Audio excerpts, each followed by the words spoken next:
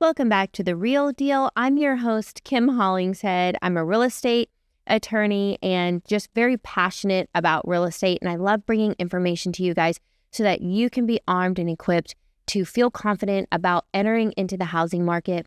I work with some of the best real estate agents and mortgage loan officers and insurance agents in the city. If you're looking to buy or sell a home this year, don't hesitate to give me a call. I am not a realtor or a loan officer, but I can refer you to some of the best.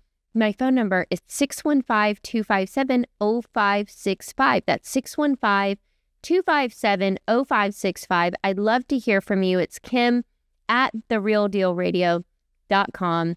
Guys, today we have a really exciting show. We're talking about this war in Iran, and I think it's interesting because I know interest rates typically during a war are going to go down. But right now what we're seeing is that interest rates are actually going up.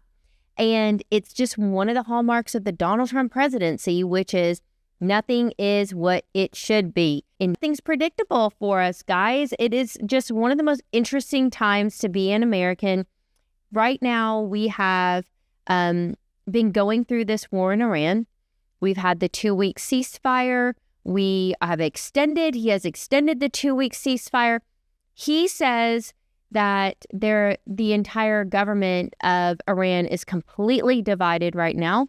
And of course, we know that when our enemy is divided, that they are weakened.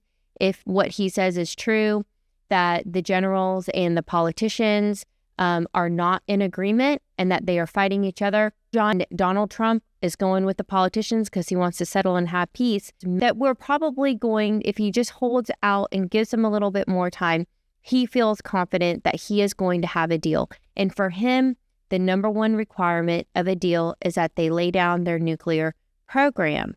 He has done what he needs to do to apply pressure to Iran, and Iran has done what it needs to do to reverse and apply pressure to the United States. So we're both playing our hands to the best of our ability. And I have to say that Iran shutting down the strait was a pretty good play, because what it did is it basically turned everyone against Donald Trump and Israel. So, here Israel really has been, a partner of ours. Like I said, I am not a fan. I am not an enemy. I do not love or hate Donald Trump. I just find him to be very interesting.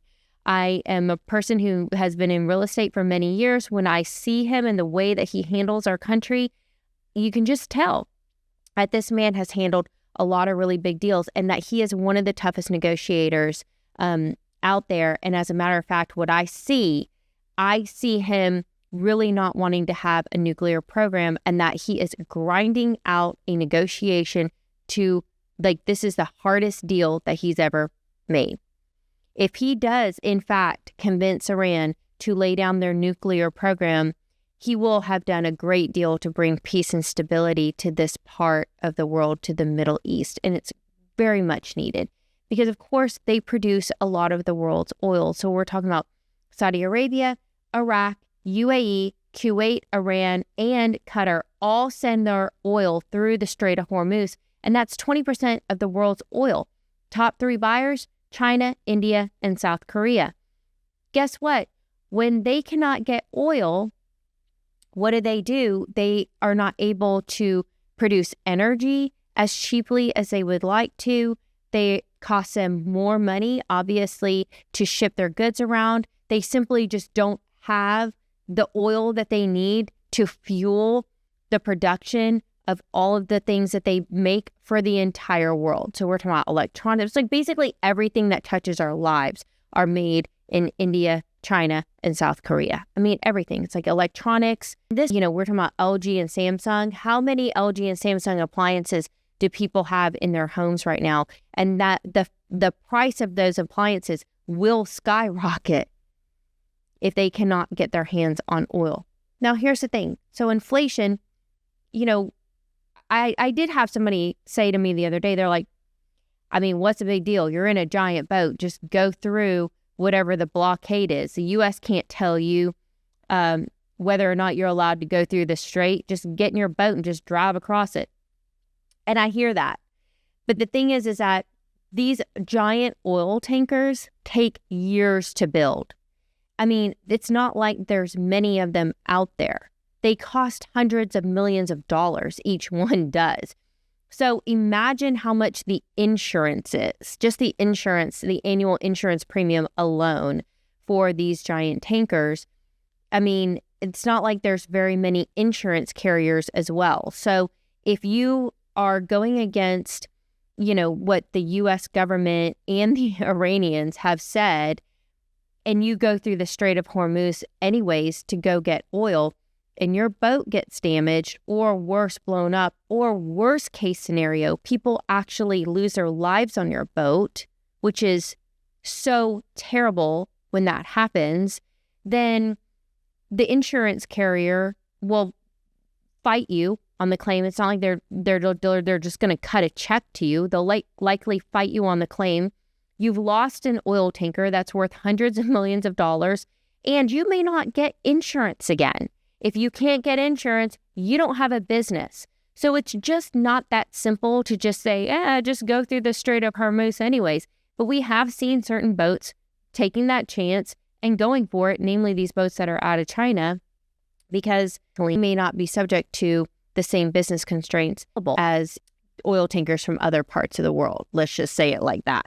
Now, what we've seen is that because of this problem with the Strait, is that the price of Brent crude has skyrocketed. I mean, absolutely skyrocketed in weeks. It's nearly double. Before the war broke out, it was hovering around $73 a barrel. So right now, it's over $120 a barrel. This is the reason why we've seen gas prices raise to, over $4 a gallon. It is mind-blowing here in Middle Tennessee that we would see gas prices up that high. Now, what does that do to us and our economy?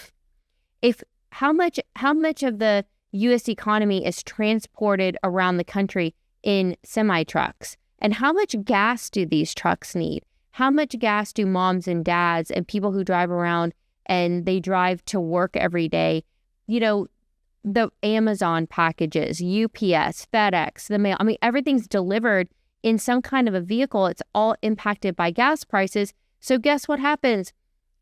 Just inside of the U.S. economy, the cost of everything is going to continue to go up again, as if we haven't seen enough inflation in recent years. Now we have more inflation. And this really impacts people who are on fixed incomes, like the elderly, people who are on salaries, and people who are just like middle-class Americans, firefighters, policemen, teachers, who do work so hard every single day.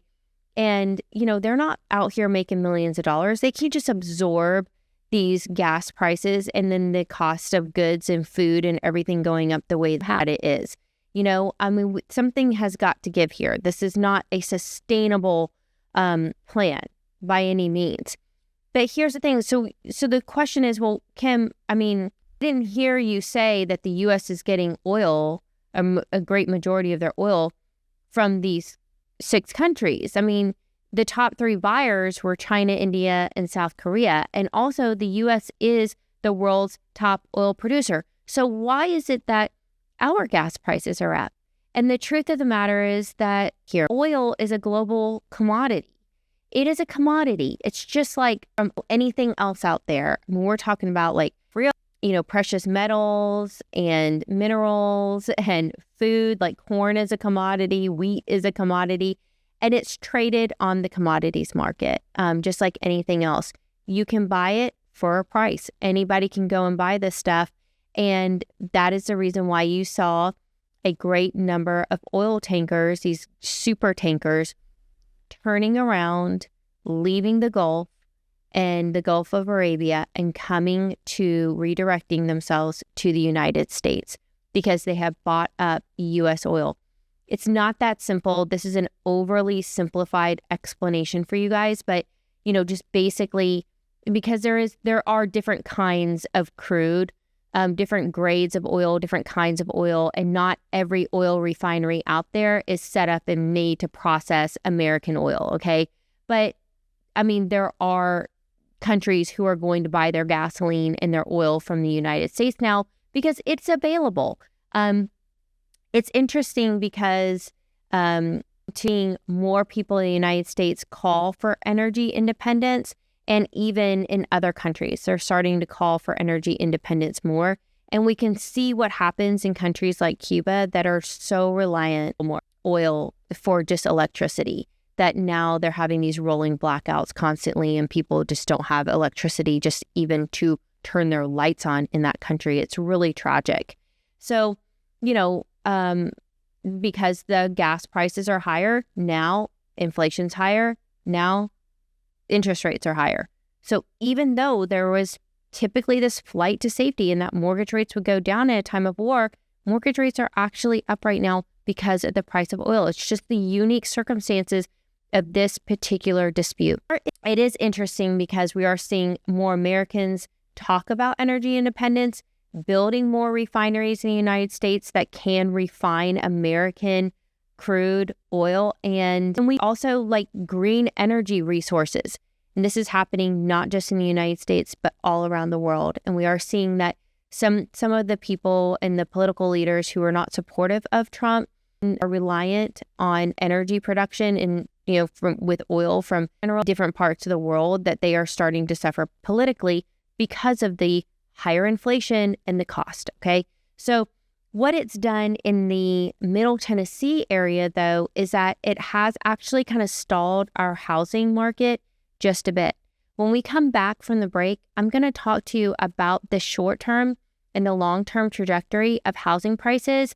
And, it's not all bad news, guys. I mean, there is always a silver lining. The real estate market is always good. It's good for somebody. So make sure that you're one of the somebodies that it's good for.